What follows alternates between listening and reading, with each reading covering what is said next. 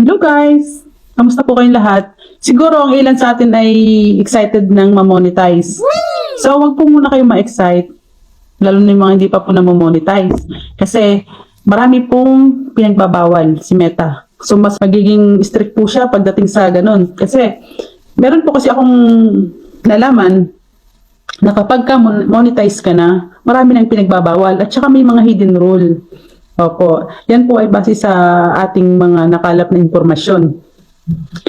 Yung for example na rin po nito is yung cross-posting. Dahil hindi pa tayo monetize, for example, okay lang po yan. Okay lang tayo mag-cross-post kasi nakalagay naman po, kung mapapansin nyo, dun sa rules and regulation ni Meta na hindi bawal ang cross-posting. Okay lang po yan. Pero, once na na-monetize ka na, yan po ay isa sa mahigpit na ipinagbabawal niya. May possibility din po kayo na ma-demonetize ng dahil dyan.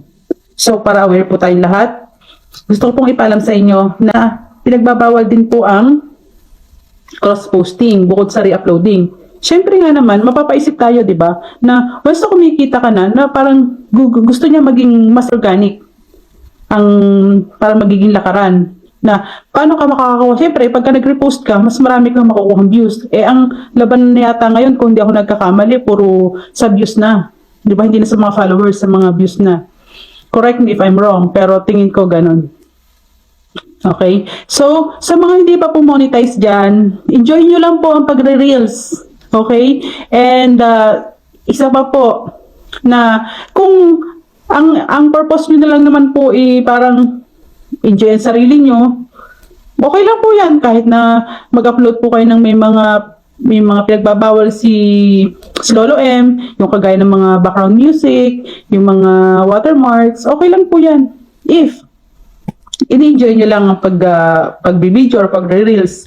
Pero, diba, mas masarap sa pakaramdam na habang in-enjoy mo, kumikita ka. Diba? Yun yung maganda dun eh.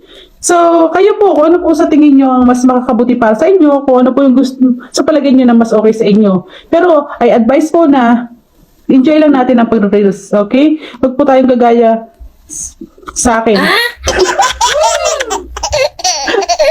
Okay po. Kasi talagang basta, yun na yun, alam nyo na yun.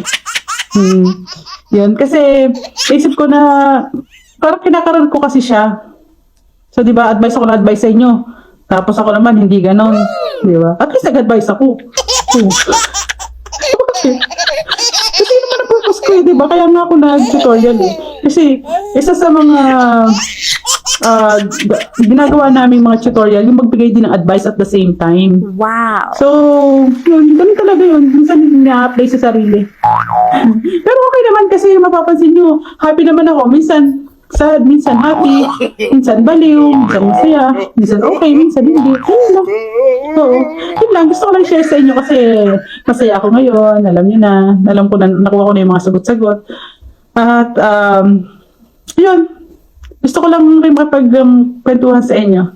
Thank you so much po sa inyong lahat, sa mga followers ko. Lagi nakasubaybay sa akin, sa aking mga kabaliwan. Thank you po. Good night.